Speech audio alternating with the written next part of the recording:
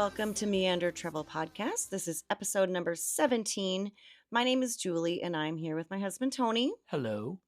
Thank you for joining us. We just got back from a month in Italy, so we thought we'd share some Italy do's and don'ts that we've picked up along the way. Our goal with this episode is to entertain you and inform you, and we are hoping that this will be short and sweet, unless we get completely sidetracked with our number one don't. It's a doozy, and it is bound to stir up some controversy, even maybe between the two of us. So sit back and listen, and maybe get ready to put in your own 2 cents. Wheels up!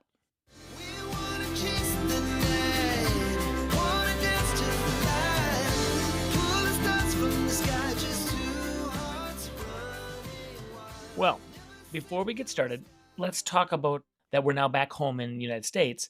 But yes, very sad.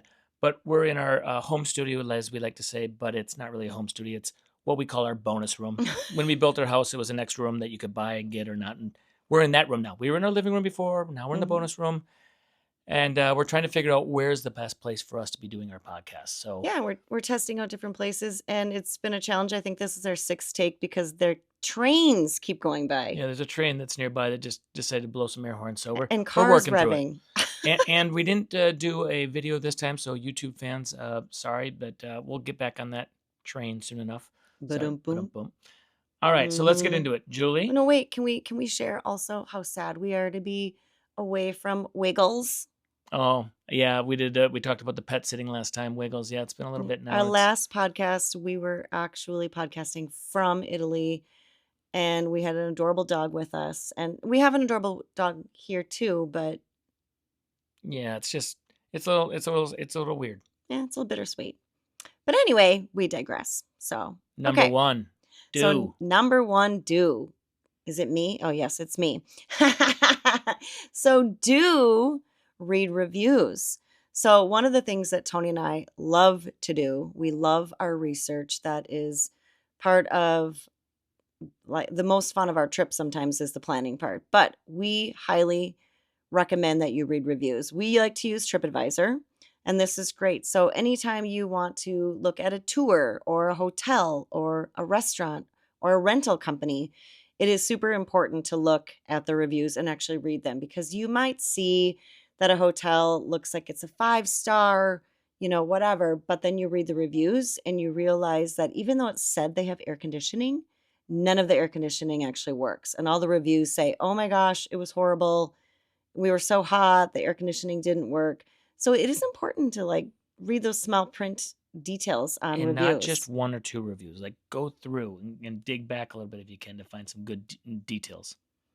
Yeah, it is important, because for us this past summer when we were in Italy, it's hot. It's hot in Italy. That's just one thing that you want to look for is air conditioning, but reviews in general. And we also took a food tour that had like 1,000 reviews that were 5-star, and it was amazing. So it works both ways, the good ones, the bad ones, read everything in between. Super important. So if you're going to do your own trip planning and not use a travel guide or a travel agent, it's important to read your reviews. Now, conversely, don't. Don't underestimate the size of Italy and how long it takes to get around. The 15 miles from Naples, where we were to into Naples from where we were doing our house sit, could take an hour. So, and that's just a little tiny portion, like just a 15-mile stretch. But poor traffic, poor roads throughout the country. There's a lot of congestion. Now they have the autostrada and they have some things where you get to go fast, but a lot of times you're traveling back roads, windy roads. It's a very mountainous country. So from north to south, it's like the East Coast of the United States. It's a lot bigger than you think. I didn't actually realize how mountainous it was. Yeah, it's mountains from top to bottom. That was actually a really big surprise for me when we were driving in our rental car.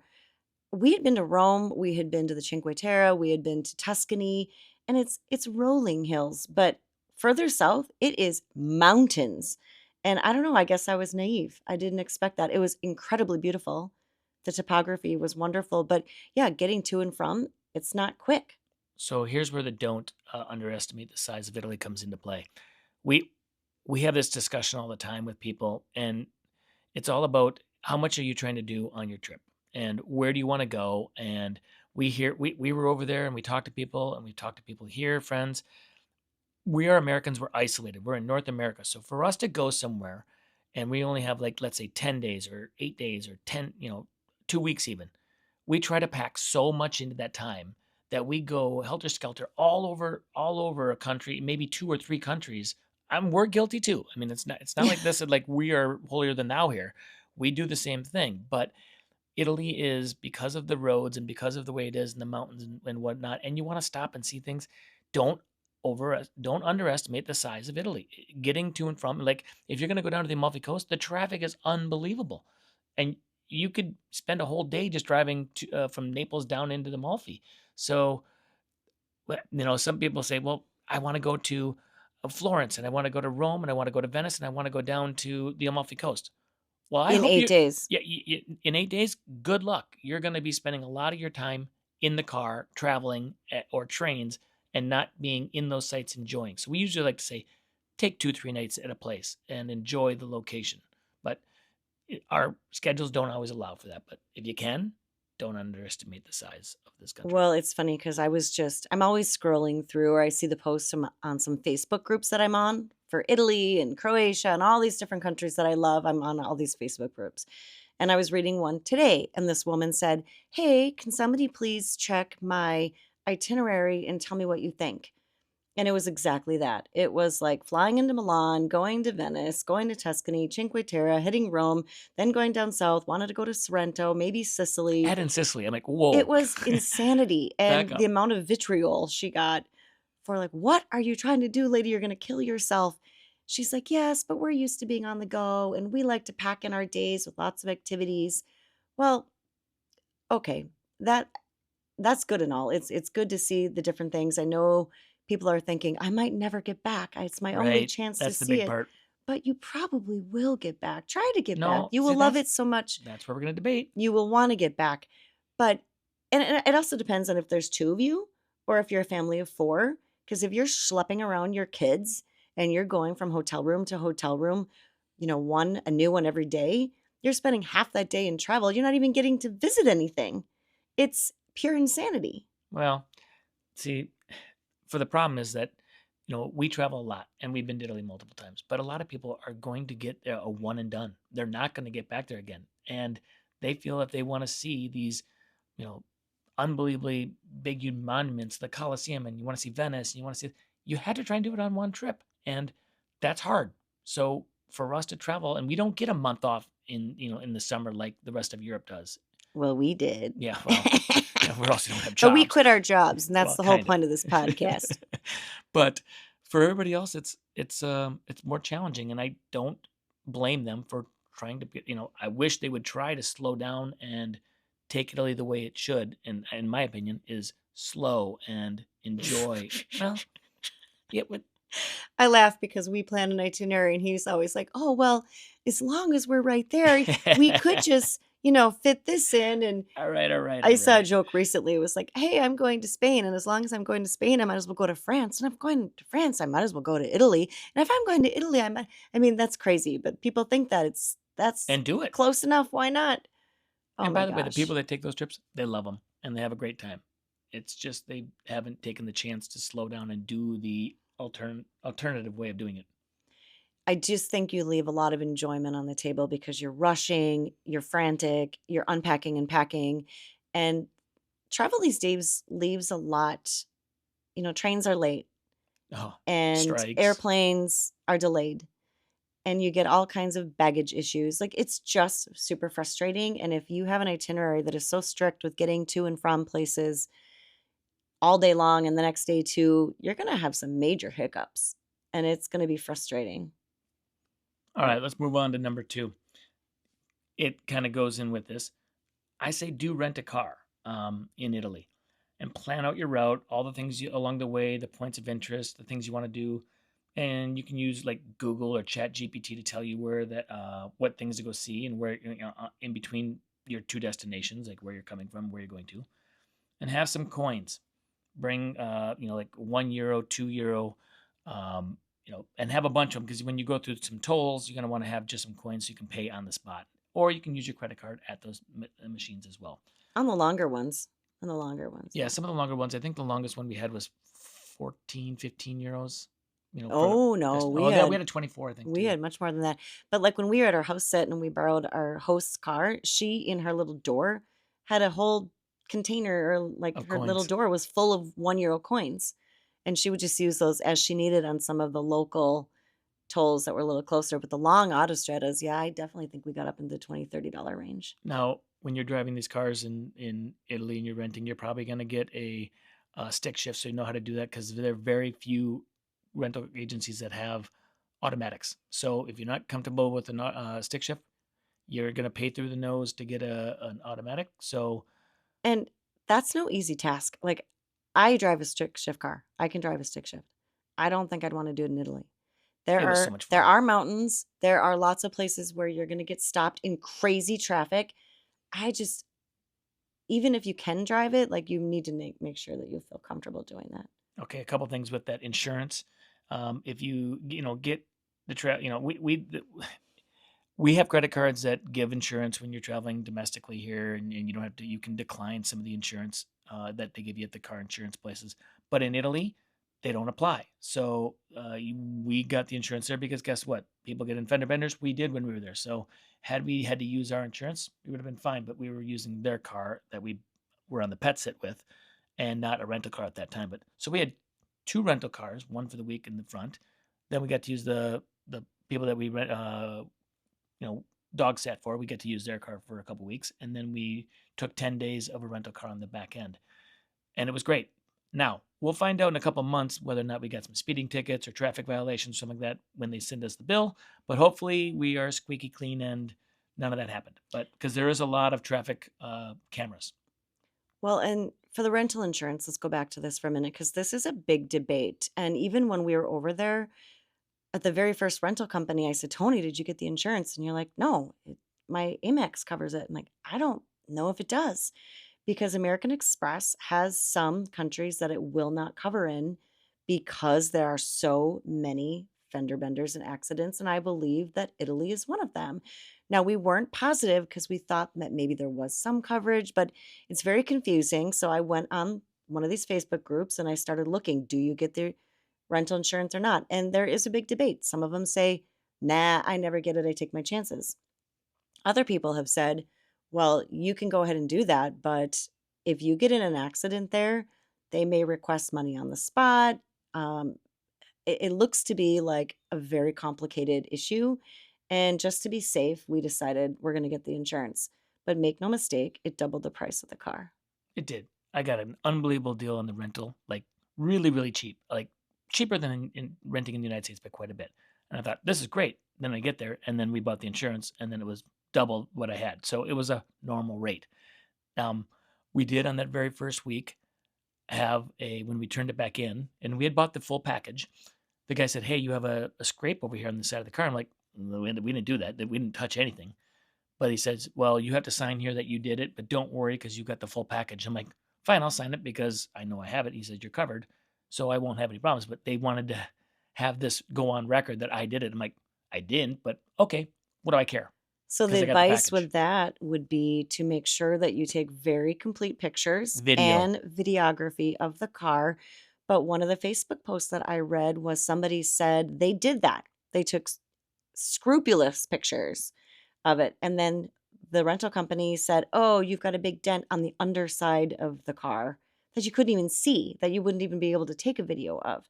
And make sure you do the top of the car and the windshields and all of that stuff too. So that guy ended up paying like a couple $1,000 because he couldn't prove that he didn't do it. So I think it's a little bit of a racket, and you might just want the peace of mind of spending a little bit of extra money to get the insurance. Again, roll the dice if you want to. It's a gamble, your choice. So my do of rent a car doesn't sound so appealing to some people after listening to that, but it really is fun to be Oh, able wait, to. yeah, should we say some good things? Well, the reason being is that you can stop and go wherever you want whenever you want, as opposed to Granted, I love the trains and I love the public transportation, but being able to go when you want and go to the side, little tiny community. Oh, there's a cool little town over there. Let's go climb that hill with the car and go take some views. You can do that, and you can't do that when you're in public transportation. Well, and also some of the places that we went, are more rural and they don't have trains that get to where you want to go. So some of the places that you want to see, you really need a car. And in Tuscany, same thing. You kind of want that availability and Hill towns. flexibility of running around in a car. And it's actually really easy to drive there. They drive on the same side of the road as we do in America.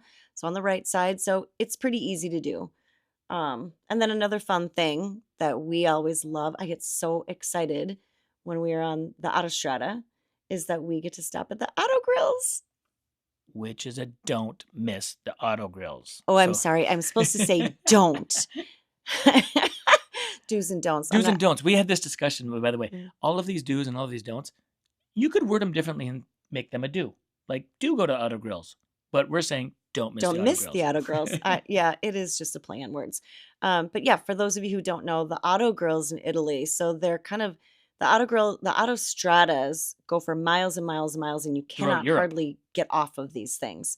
And so when you go to the gas stations, they're tucked right off. It's an easy exit off and an easy entry right back onto the road. And these Auto Grills have amazing fresh home cooked food and baristas Oh giving my you God, they're fresh so good. coffee.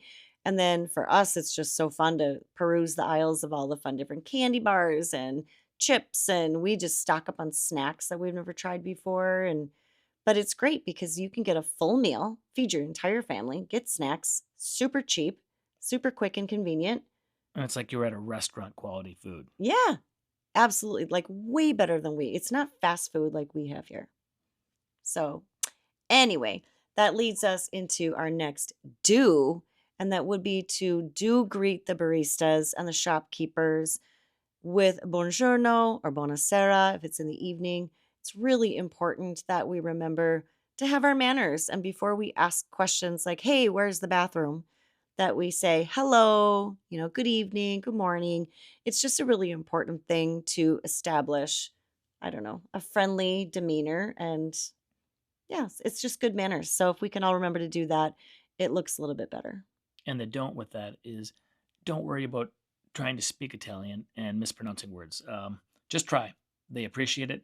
Most people speak English, so they're going to know that you're going to, if you screw up, they're going to be able to respond to you in English. And they're appreciative that you're at least trying and not just coming over there and just expecting everybody to speak English for you. Yeah, and in the bigger places, bigger cities, it's widespread English. But you get out into the country a little bit, In the South. we met a few people that they didn't speak hardly any English at all, and we had to kind of figure some stuff out. So they appreciate it when you try to put something together so they can at least get an idea of what it is you're trying to convey. So that's kind of fun. All right. Do number 4.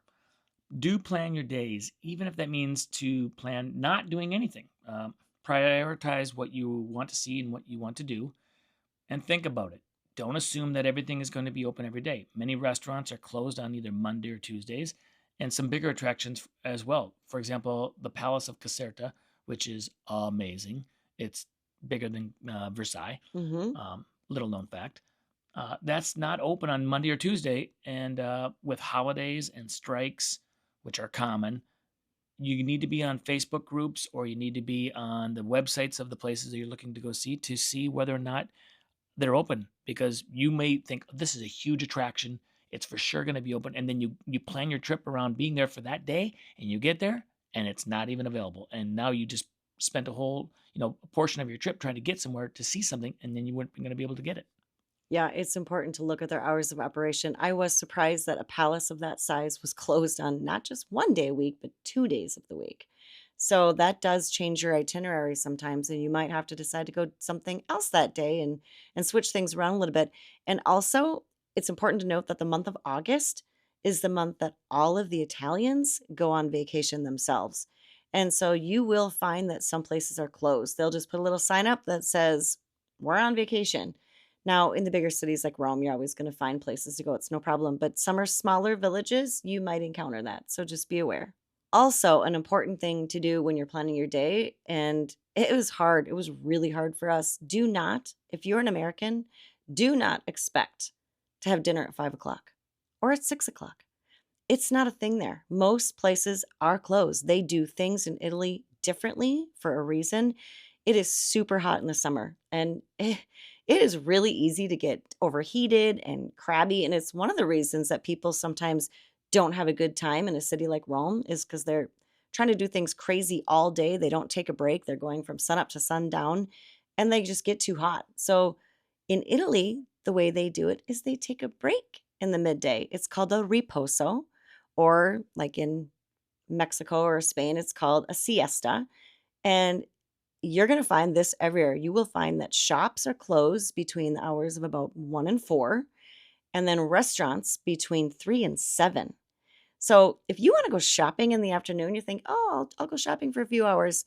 Nope, shops are closed. They're having their reposo. Oh, you get hungry around 5 o'clock, at 6 o'clock, because that's when we typically do. Nope, you're out of luck. You're going to have to wait until 7 o'clock. And even then, you go at 7, you're probably the only people sitting there.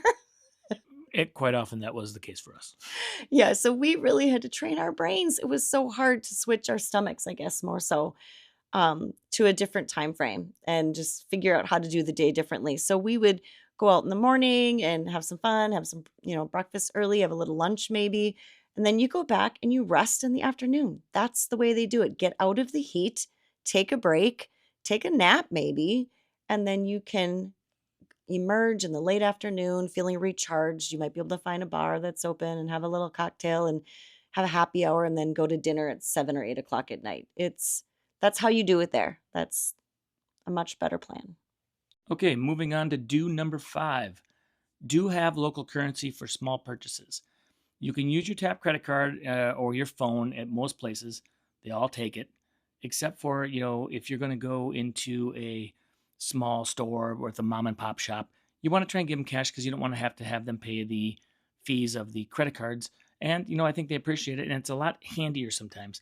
You know, they do take credit card, but a lot of times if you want to pay your bill at the table or you want to pay, you're not going to get a chance to because they say, got to go inside and pay at the register.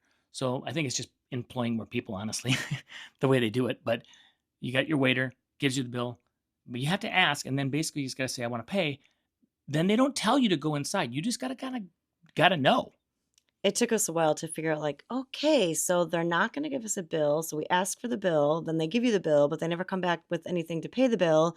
So then we go ask, should we pay the bill? And they're like, oh yeah, over there at the counter at the bar. Like, okay, got it. And then we understood that was our MO the rest of the time. Completely different than France. France, every single time they would just come and you pay right at the table. Yep. Italy, you go inside, find somebody at a register, and that's all they do, and they're taking your Yeah, money. it was completely the opposite. Yeah, definitely. It's so weird.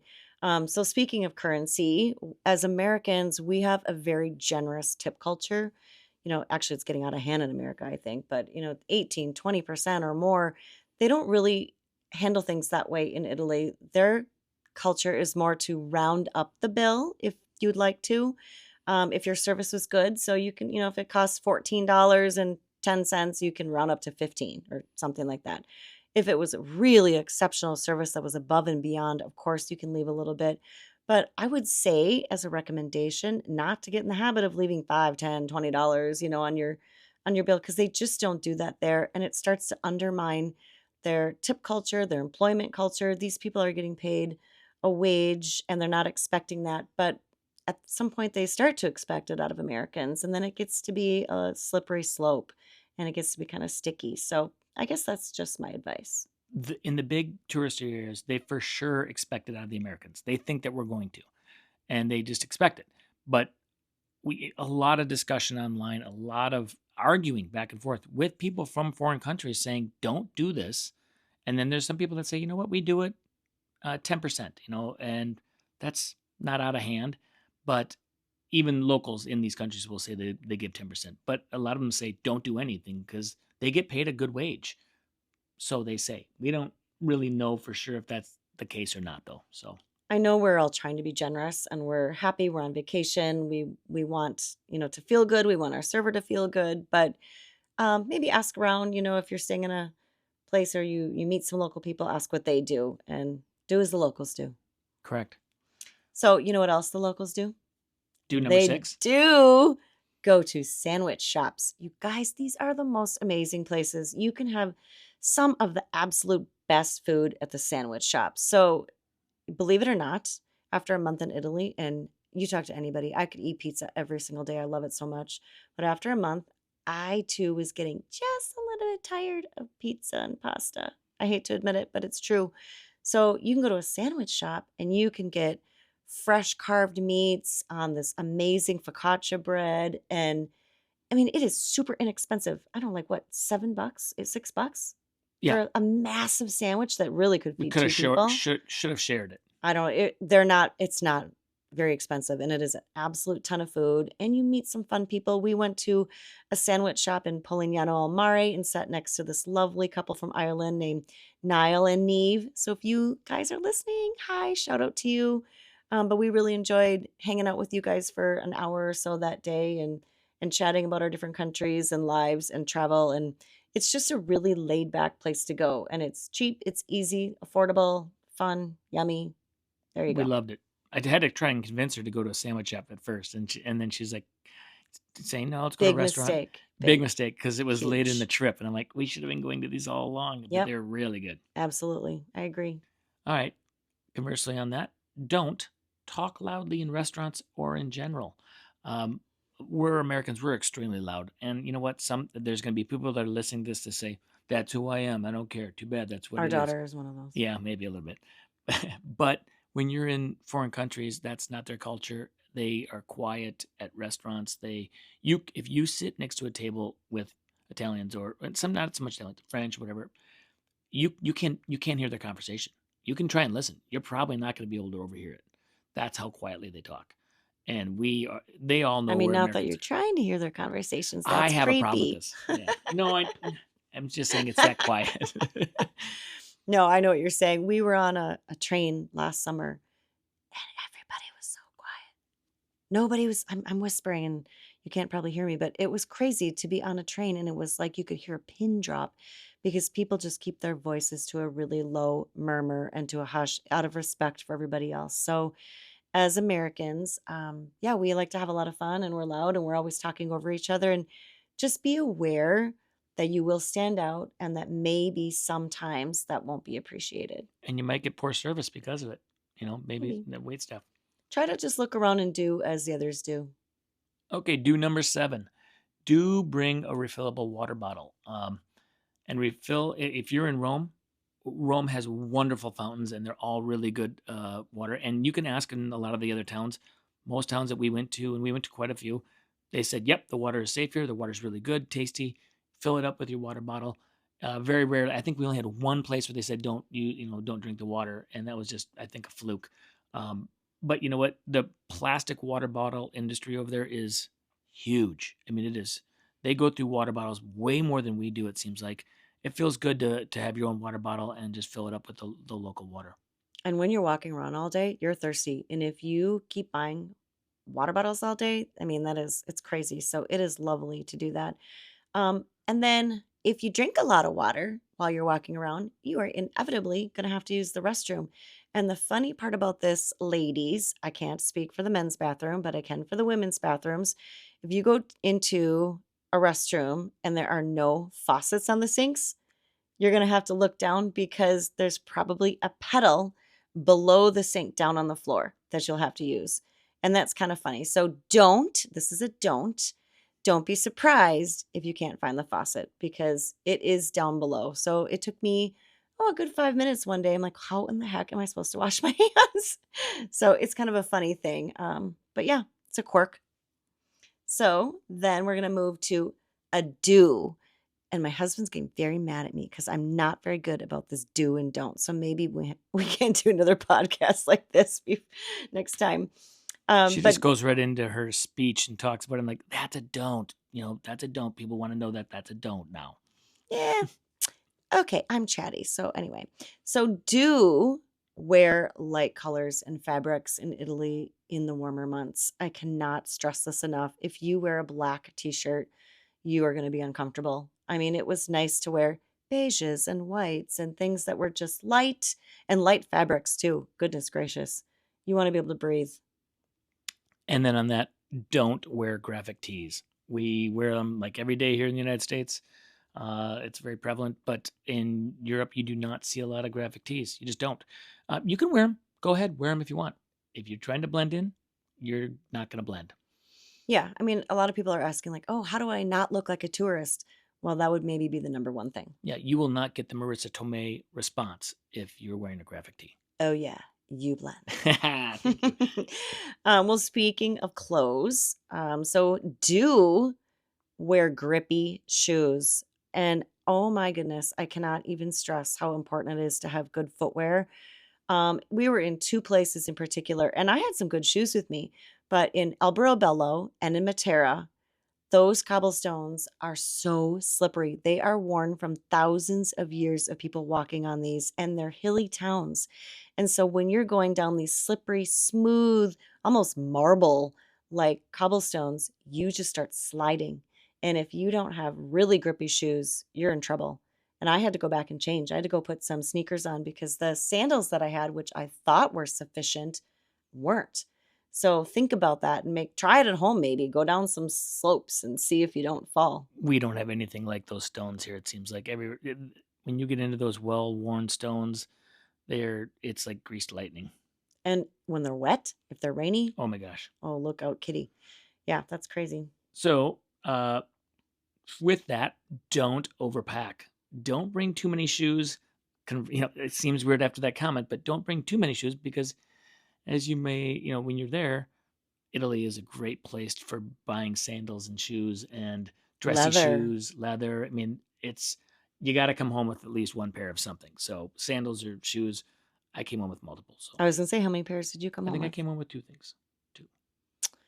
I ruined a pair of sandals while I was there. They literally broke, so I threw them away and I And bought you bought. another pair of sandals. There you go. I think I might have bought So two don't though. pack Mm. 5 pairs of shoes when you know that leave a little space in the bag so that you can come home with a cool new souvenir that you go, I got these in Italy. Yeah. And they worked great because that's European what they were there. European footwear is fun. All right, moving on. Do number 10. Do bring a translation device, an app on your phone, translation earbuds. Like there's stuff like Time Kettle. There's a bunch of them now. You can go online and find them. Or my favorite, which we used a lot, was Meta glasses. Now, a lot of people don't make Meta or whatever. There's the Google glasses that are out now, but these my glasses just right before we went, they activated a translation system into them, so that when we were sitting there talking, if I just said hey, and I don't want to say it now because my phone's on, my glasses are on, but if I say hey META, start translation from English, I mean from Italian to English, the person that's talking to me talks in Italian, and then it goes immediately into English into my ears, and I can sit there, and if I want to talk back, I can respond. It's it's so nice. And we just sat there one time in Matera, and we were listening to a tour guide that pulled up with a whole pack of people right in front of us, and Julie and I were sitting there drinking some wine and some appetizers, and they started talking about their tour. So I just turned it on and listened. I got to hear them do their whole tour talking about the area we're in I was Italian. like, what is she saying? What Yeah. is she saying? Because I can't hear it when it's in his ear. Brand new respect for any translators that listen to somebody live and then have to be translating as that person is still speaking. Dang, that's tough. That is difficult to do. I was trying to do it for Julie, but I'm like, I'm missing half of it. So I don't think you'd be able to convey English words like, to somebody if they were talking English and say it. no. Yeah, that's funny. But the meta glasses, though, not only do they work for translation, we use those for a million different things. Like we'd have questions like, which train is coming? Or what time is this train at? Oh, you'd ask META and it'd be Anything. 2 o'clock. Or I can't even imagine how many times we used it. A ton. It was great. Every day, all day. It was an amazing resource. So definitely recommend bringing something like that. And then another thing, don't feel weird. See, I got the don't in there. You finally have the last Don't one. feel weird about bringing. Here's a couple things I'm going to tell you to bring.